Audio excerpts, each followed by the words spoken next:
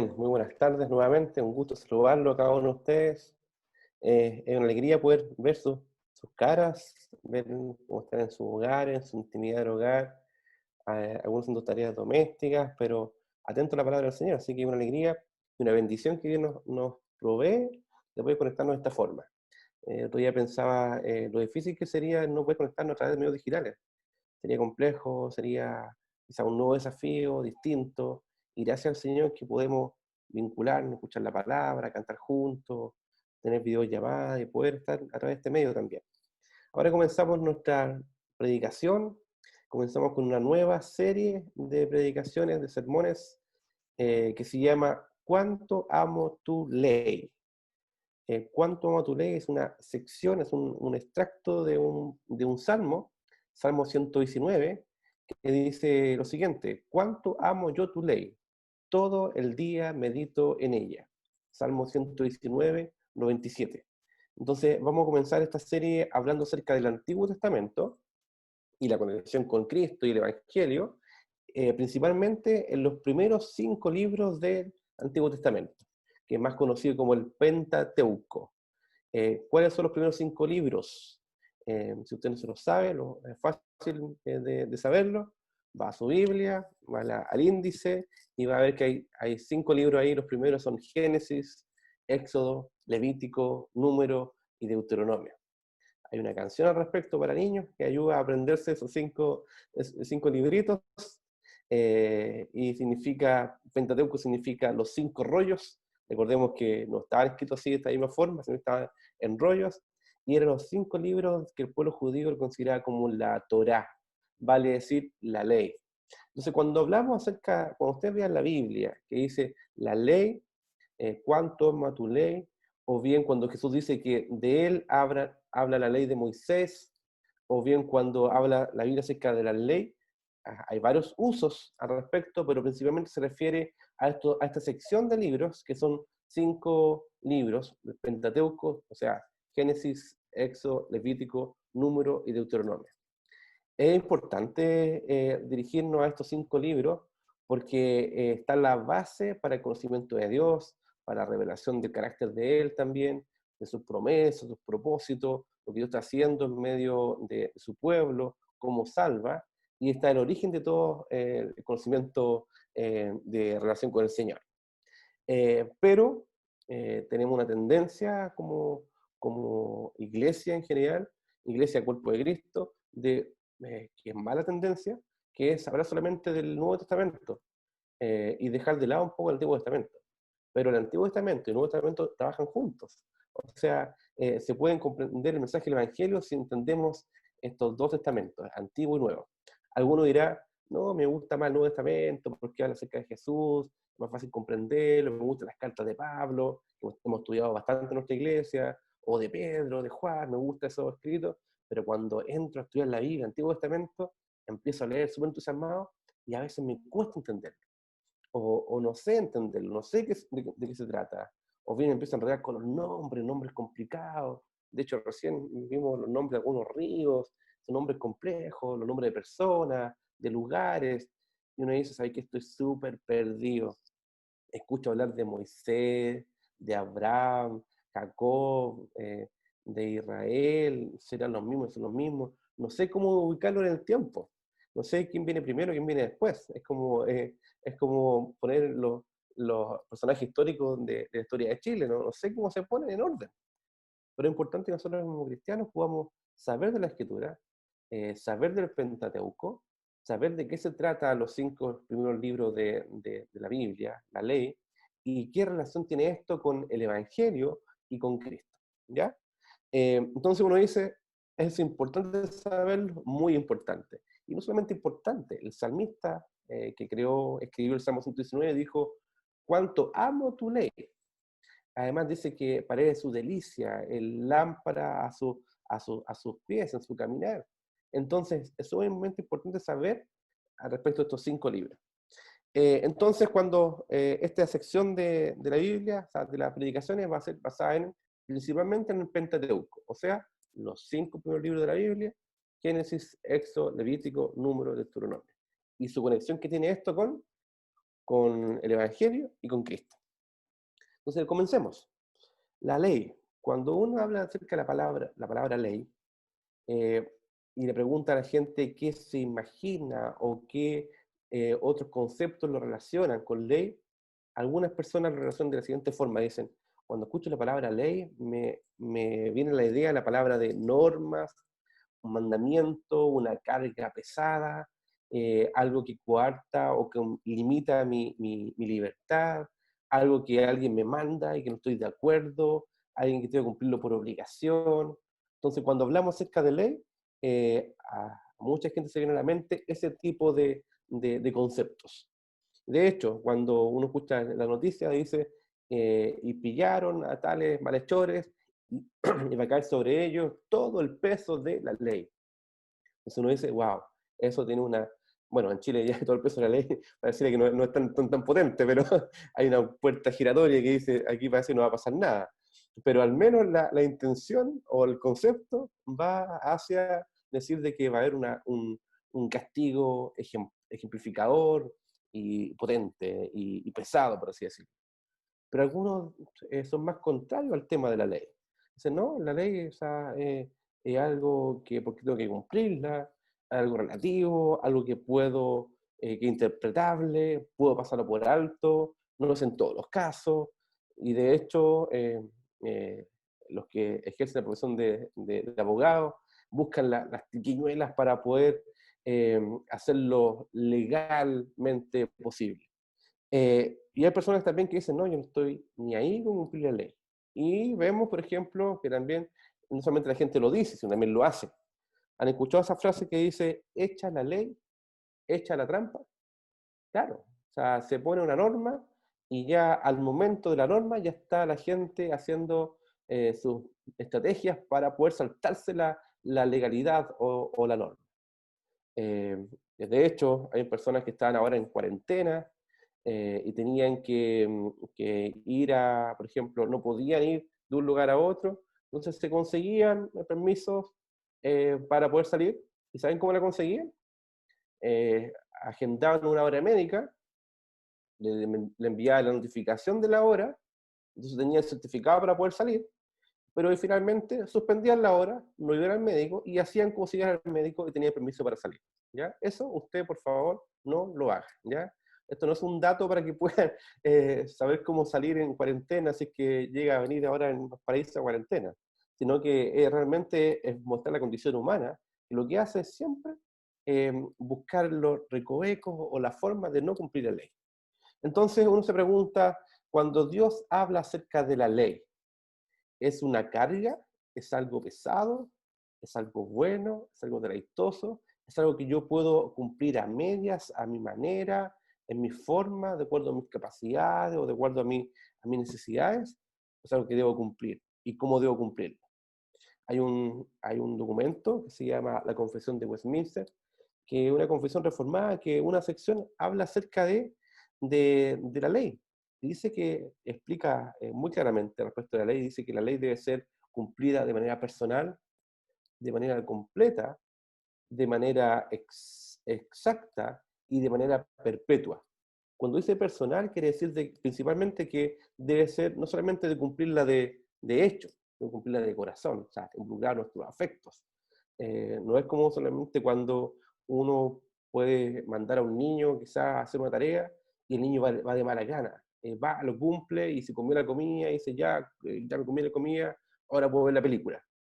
No, o sea, es comer la comida no solamente por el solo hecho, sino que también disfrutar el ser obediente.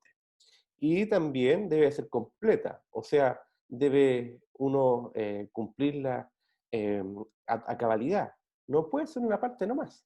No puede decir, es que hice todo lo que tiene que hacer, pero esta parte me faltó, pero no es tan importante. O sea, todo lo que Dios nos manda debe ser completo y además debe ser exacta, no debe ser con ningún error, ninguna diferencia entre lo que Dios mandó y lo que nosotros tenemos que hacer, y además debe ser perpetua.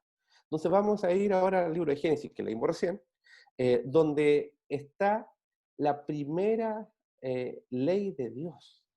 Uno podría decir, quizás uno va a Pentateuco y uno dice, ¿dónde está la ley? Bueno, la ley de Moisés está cuando Dios le da al pueblo de Israel los 10 mandamientos. Y uno puede nombrar los 10 mandamientos, está en el monte, y está en los rollos, donde primeramente era en las piedras, y Dios escribe con su dedo ahí los 10 mandamientos. Y ahí Dios dio la primera ley. No, ¿saben qué? La primera ley de Dios, Dios la establece en Génesis, y la establece en Génesis 2. Y vemos cómo Dios establece su ley ahí, y vemos que en Génesis 3, el hombre lo que hace es hacer la trampa, es no cumplir la ley, y querer decir, yo quiero vivir, como siempre digo, my way, a mi manera. Y vemos también las consecuencias de esto. Entonces, cuando hablamos acerca de la ley, no solamente estamos hablando de la ley de la Torá, no solamente hablamos respecto de las cosas que debemos hacer, sino que también la ley explica quién da la ley, por cómo la da, cuál es el carácter de esta persona, que es Dios mismo, a quién se la da, en qué debemos hacer, y también vemos las consecuencias de no cumplir la ley, de manera ejemplificadora. Entonces, no solamente cuando decimos la ley, no es un libro de artículos y de códigos en que está todo tipificado, no, o sea, es distinto. Nos muestra la perspectiva de Dios respecto de quién es Él, de por qué la da, cuál es la naturaleza de la ley, a quién se la da, cómo debemos cumplirla y qué pasa si no la cumplimos. Y aquí entonces vamos a Génesis 2. En Génesis 2, que leímos recién, habla respecto del contexto en que la ley fue entregada. Este contexto es, vemos que Dios pone, o sea, Génesis 1 habla acerca de la creación, termina la obra de creación del universo, y vemos que Dios pone al ser humano, a Adán y Eva, en un huerto, en un jardín al oriente del Edén. Y este mundo que Dios había creado para Adán y Eva era un mundo perfecto. Era un mundo perfecto. Era una comunión perfecta del ser humano con Dios. Y una comunión perfecta entre el prójimo. O sea, eso es increíble. En este momento no es así porque vino la caída. Pero imagínense, un mundo perfecto en una relación con Dios perfecto y con el prójimo perfecto y con la creación perfecto, era increíble. Y fíjense, ¿cómo podemos saber de que este mundo perfecto era además agradable para las personas? Porque dice, el Señor hizo que creciera toda clase de árboles hermosos. O sea, el autor lo destaca ahí, los árboles eran hermosos y los cuales daban frutos buenos y apetecibles. O sea, Dios le dio una capacidad de deleitarse al ser humano con la creación. Eran frutos buenos. Cuando me refiero a frutos buenos, veo a veces reportajes de televisión de lugares donde las frutas son en realidad, son bonitos los colores y además son grandes y son deliciosos. Y me deleito en ver, por ejemplo, pepinos que son bonitos. De hecho, paréntesis, hay unos hermanos nuestros que están con un emprendimiento de fruta y verdura, la Huerta Concón, que esto es un aviso ya comercial, que dan los mejores frutas y verduras a un buen precio y calidad espectacular. El otro día yo siempre compro unos apios, y estos apios no eran pequeñitos, eran tremendos. Yo me preguntaba, ¿estos apios los habrá conseguido en la selva amazónica? Porque en realidad eran gigantes, eran verdecitos, eran lindos y eran además sabrosos. Imagínense esto en un mundo perfecto. Ni siquiera había caída de la humanidad. Imagínense el sabor que tenía. Imagínense lo apetecible que eran. Imagínense lo lindos que eran además los árboles. Es increíble. O sea, no le faltaba nada. No le faltaba ni alimento, no le faltaba recreación. Era increíble cómo Dios había obrado ahí. Entonces les dice, eh, los pone ahí, y en medio del jardín hizo crecer también otro árbol. O sea, estaba el árbol de la vida y también el árbol del conocimiento del bien y del mal. Y el Señor pone ahí su primera ley. Pero antes los toma, los pone al hombre ahí, lo puso en el jardín del Edén para que lo cultivara y lo cuidara, para que lo trabajara y lo cuidara. O sea, esto era antes de la caída, entonces, por tanto, podemos ver que podemos ver que el ser humano, por ejemplo, no fue castigado con el trabajo, sino que era una bendición el trabajo. Ese es un paréntesis simplemente. Vemos que entonces el ser humano, Dios le da la orden de trabajar y deleitarse en eso, cuidar el jardín, y le dice lo siguiente: puedes comer de todos los árboles del jardín, de todos eran hermosos, apetecibles, pero de un árbol, del árbol del conocimiento del bien y del mal, no deberás comer, porque el día que de él comas, ciertamente morirás. ¿Se dan cuenta? Aquí Dios establece su primera ley. Dios con el ser humano. Y aquí está lo que se llama en teología el pacto de obras, en que el ser humano debe cumplir perfectamente, de manera completa, cabal, de manera personal, exacta y perpetua este mandamiento y mandamiento de Dios. Usted sabe la historia, sabe lo que pasa después, saben lo que pasa con el ser humano. Pero vemos aquí que hay un pacto. Esto no es un contrato. No sé si saben la diferencia entre un contrato y un pacto. Un contrato, hay dos partes que establecen un acuerdo en común y que se fijan las condiciones del contrato y también la forma incluso de cómo disolver el contrato. Eso se puede hacer. Pero un pacto es distinto. Un pacto es indisoluble. O sea, no se puede disolver, no se puede anular, no se puede abrogar. Tiene un carácter de eterno. Y aquí Dios hizo un pacto con el ser humano. ¿Quiénes son las partes en este pacto? Dios y el ser humano. Y vemos que son partes iguales. O sea, Dios y el ser humano son partes iguales. No. Hay una parte que es el creador, que es el rey del universo, que es el legislador, que es el juez incluso, establece un pacto de gracia, en ese sentido de misericordia, que le dice: ¿sabes qué? Puedes, o sea, debes cumplir mis mandamientos. Y le da una orden, le dice de cómo deben vivir, que era sencilla, el ser humano podía cumplirlo, y también les da el propósito. O sea, cómo deben vivir de acuerdo a su ley. Pero no es una ley que era de carga, era un vivir en amor, en obediencia gozosa y amorosa a sus mandamientos, a su mandamiento. Entonces vemos que aquí el ser humano, Dios le dice que no coman de solamente un árbol. Y les dice que si comen de ese árbol, ciertamente morirán.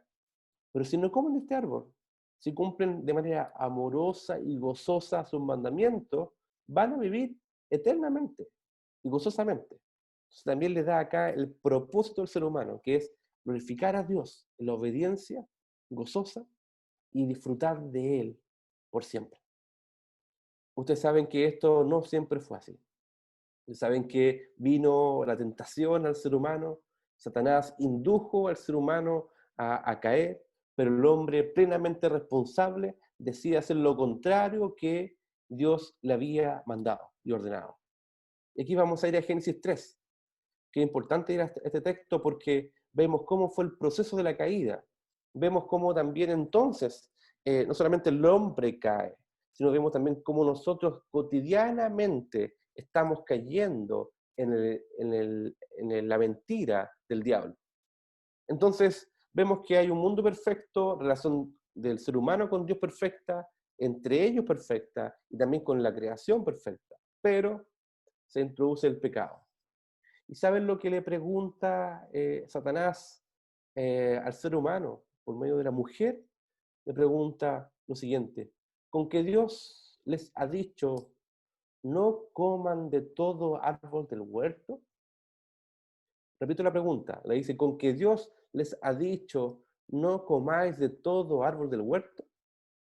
Esa pregunta es una pregunta capciosa que introduce un alimento mentiroso, porque Dios nunca les dijo que no debían comer de nada del huerto. O sea, Dios no es un Dios malo, Dios no es un Dios que no le gusta que nosotros nos deleitemos, que nos gocemos. Dios quiere eso, pero quiere que lo hagamos a su manera, no a nuestra manera, que es distinto.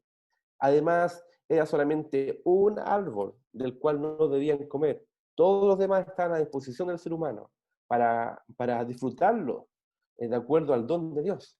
Entonces, el diablo introduce una pregunta engañosa que sugiere al ser humano lo siguiente. Dios entonces le ha dicho que no coman de nada, entonces Dios es malo. O sea, ¿cómo Dios es tan sádico el Señor que no quiere entonces que ustedes disfruten? O sea, y aquí un paréntesis, mucha gente piensa que llega al Evangelio y llega a creer en el Señor y cree que uno va a dejar de disfrutar de algunas cosas, o que va a dejar de disfrutar de la vida. No, seguimos disfrutando de la vida, y de hecho aún más plenamente, pero en la manera de Dios, no a la manera nuestra, no a mi forma, sino a la forma de Dios. Entonces, sugiere la idea de que Dios es malo, que Dios no es misericordioso, que Dios no es bueno, no es recto. Y la mujer responde a la serpiente, le dice lo siguiente: del fruto de los árboles del huerto podemos comer, pero del fruto del árbol que está en medio del huerto, dijo Dios, no comeréis de él, ni le tocaréis, porque para que no muráis. ¿Y sabe lo que responde la serpiente? Ya no hace el diablo, a través de la serpiente, ya no hace una pregunta, sino que hace una afirmación totalmente mentirosa. Le dice, no van a morir. Es como diciéndole, ¿sabes qué? No va a pasar nada.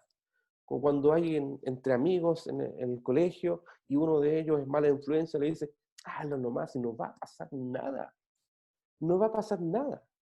O sea, ese proceso también nos pasa a nosotros en nuestra cabeza. Cuando Dios nos dice, hagan esto, y uno dice, no quiero hacerlo, el diablo nos dice, ¿sabes qué? No va a pasar nada si no lo haces. O bien, si haces esto, no va a pasar nada, no va a tener ninguna consecuencia. Entonces, le dice, no va a pasar nada, pero además le dice, van a disfrutar de algo que Dios no quiere que disfruten, sino que sabe Dios que el día que comáis de él, dice el diablo, serán abiertos vuestros ojos, cual es mentira, son cerrados los ojos, el entendimiento, y serás como Dios, sabiendo el bien y el mal.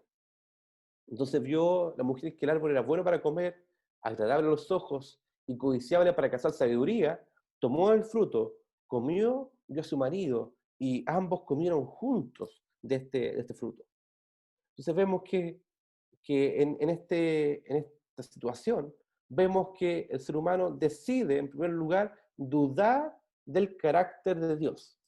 Dudar del carácter de Dios que lo guió y los mandó a cumplir su ley. ¿De qué están dudando? De la bondad de Dios, de la misericordia de Dios, de la verdad de Dios, de la justicia de Dios, de la santidad de Dios. O sea, están dudando de Dios mismo, del carácter de Él, y de que sus mandamientos, entonces, son injustos, mentirosos, son malvados, no son misericordiosos, porque obviamente cuando hablamos de la ley de Dios, estamos hablando también del carácter de Dios. Y también dudaron del propósito de Dios con ellos. Entonces, vemos que el ser humano se pierde acá completamente. Se pierde en esto. ¿Qué consecuencias tiene esto para el ser humano? Y eso fue ahí en el Edén, pero también continúa actualmente con cada uno de nosotros cuando caemos en pecado. Vemos entonces que al dudar de la ley de Dios, dudamos del carácter de Dios, de la palabra de Dios, del diseño de Dios. Pero en la caída, ¿qué preferimos? ¿Creer la mentira acerca de Dios? Creemos la mentira acerca de la ley de Dios. Creemos la mentira acerca del pecado y sus efectos o consecuencias. Y creemos la mentira acerca del diseño de Dios. Entonces, Dios nos manda a creerle a Él. La consecuencia que tiene entonces es estar separados de Dios. Quedamos separados, destituidos de su gloria, separados del prójimo. Hay distancia entre Adán y Eva y una pérdida del bienestar y del disfrute de la creación. ¿Saben cuál fue la consecuencia? Hay sentimientos que van aflorando cuando estamos lejos de Él. Primero, vulnerabilidad y vergüenza.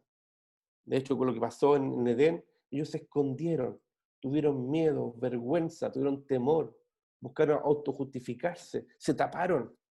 Hubo rebeldía frente a Dios. De hecho, había amargura. Se culparon unos a otros. O sea, Adán culpó a Eva, Eva culpó a la serpiente. Ninguno de los dos tomó su responsabilidad. Hubo desprecio el uno al otro. Desprecio a la voluntad de Dios, desprecio a su palabra, desprecio hacia la comunión con mi prójimo. Había ingratitud, falta de compromiso y además victimización. Todos esos conceptos que he nombrado ahora no solamente pasa en el Edén, pero también pasa contigo y conmigo cuando decidimos creer la mentira y vivir separados de él. Entonces vemos que vemos la santidad de Dios y la ley de Dios, vemos que es perfecta, que es santa, que es justa. Vemos quién nos manda y quién nos guía a un verdadero deleite. Pero también vemos que el ser humano cayó. Vemos el carácter del ser humano, la condición humana caída. ¿Se recuerdan ahí que Satanás decía que le van a ser abiertos los ojos? De hecho, todo lo contrario. Cuando uno está lejos de Dios, uno son cerrados los ojos, son tapados los ojos. Y uno sabe mentalmente que algo está malo, pero uno dice, pero es que me gusta, es que me encanta, es que sé que tengo que hacerlo, es que no puedo dejar de hacerlo, no puedo dejar de vivir de esta forma. Estamos ciegos realmente, ciegos espiritualmente. Y nos cerramos, nos nublamos, vemos solamente una salida, la forma que yo puedo o yo quiero vivir. Estamos ciegos.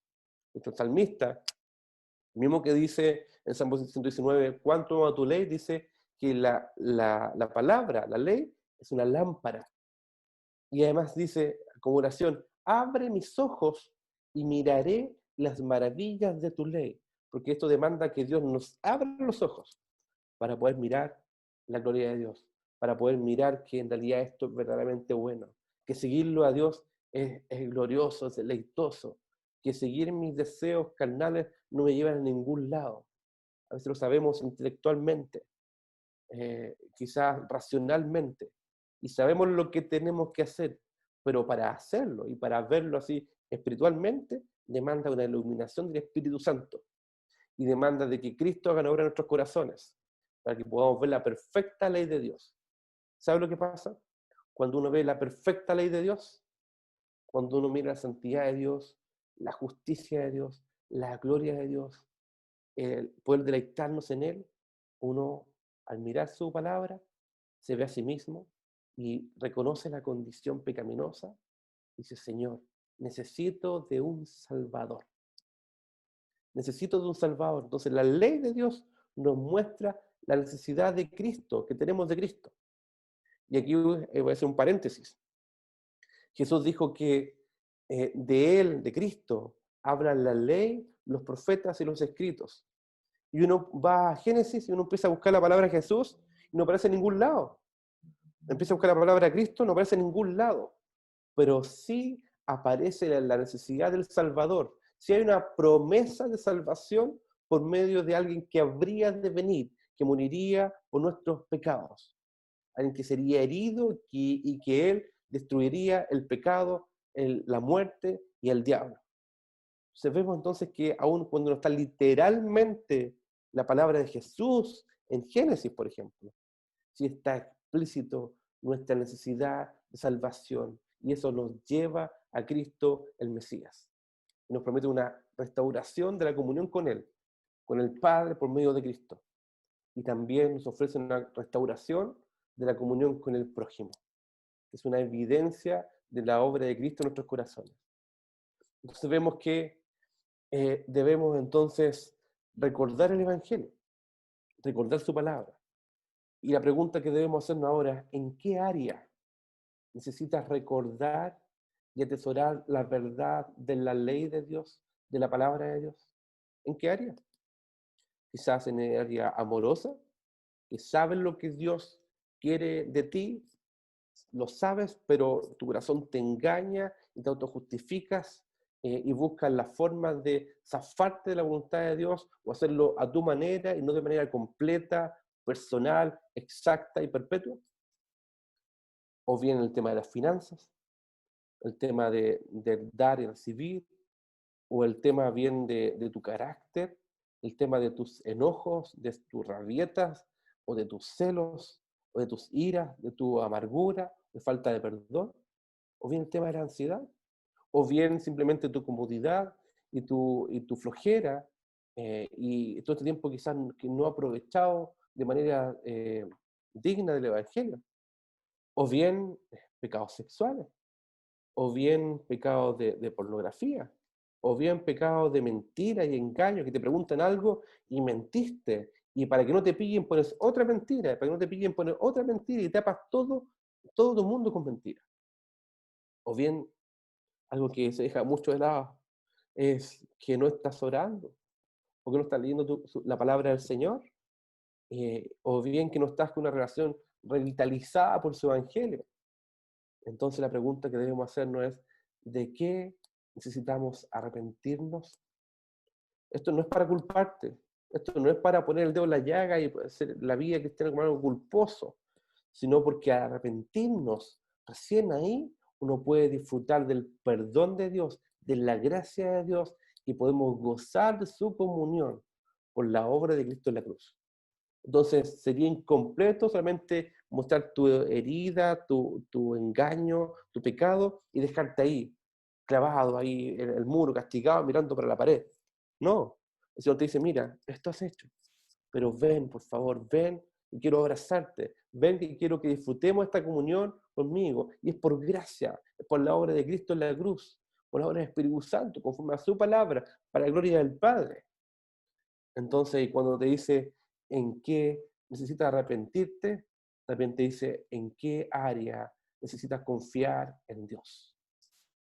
En qué área necesitas decir, Señor, confío en ti. Voy a cumplir tu palabra, porque sé que lo que tú haces es porque eres bueno, es porque eres santo, porque eres justo, porque eres perfecto, porque eres bondadoso, porque eres amoroso, porque eres un Dios que se deleita en hacer lo bueno, porque quieres que yo disfrute de ti, te glorifique a ti y te disfrute eternamente y por siempre. La pregunta entonces que debemos hacernos ahora es, ¿qué pasos prácticos necesitamos dar? A veces es parar la máquina y decir, ¿sabes qué, Señor? Ser sincero delante del Señor. Mira cómo estoy. No me gusta la vida que estoy viviendo. No me gusta la forma de mi carácter. O no me gusta la respuesta que doy cuando me enojo. O no me gusta lo desordenado que estoy en mi agenda. O en mi corazón. O no me gusta lo que estoy incursionando en mis relaciones interpersonales, o no me gusta lo que estoy haciendo con mi dinero. Señor, ¿sabes qué? Necesito de la obra del Espíritu Santo en mi corazón para que me transforme. Como decía el salmista, hazme ver las maravillas de tu ley para poder deleitarme en eso. Hazme entender, cambia mi corazón, o crea en mí un corazón nuevo, que el Señor lo haga.